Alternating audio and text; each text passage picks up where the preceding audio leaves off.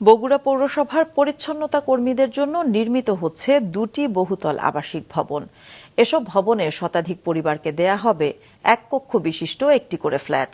তবে এই সম্প্রদায়ের মানুষের দাবি, এক কক্ষের কারণে এসব ফ্ল্যাট কাজে আসবে না। জেলা রিপোর্টার খোরশেদ আলমের পাঠানো তথ্য ও ছবিতে ডেস্ক রিপোর্ট।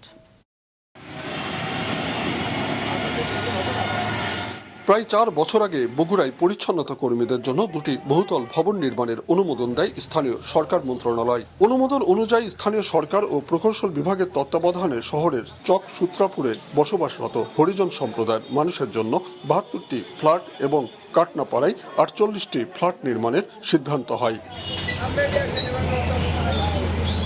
জমি সংকটের কারণে কাটনার পাড়ায় কাজ এখনো বন্ধ থাকলেও শুরু হয়েছে চক সূত্রাপুর এলাকায় হরিজন কলোনিতে 18,46,91,000 টাকায় 7 তলা বিশিষ্ট ভবন তৈরির কাজ। এই কাজ শেষ হলে এ সম্প্রদায়ের প্রতিটি পরিবার পাবে একটি করে এক কক্ষের ফ্ল্যাট। এতে সন্তুষ্ট নয় এ সম্প্রদায়ের মানুষ। তারা বলছেন, এক রুমের ফ্ল্যাটে তাদের বড় পরিবার নিয়ে থাকা কঠিন হবে।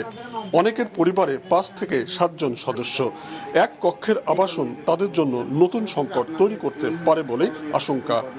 আমরা চাই 3টা করে আমাদের রুম না দিলে আমরা তখন আমাদের যেভাবে রুম ছিল সেভাবে বানাই দিতে বলেন।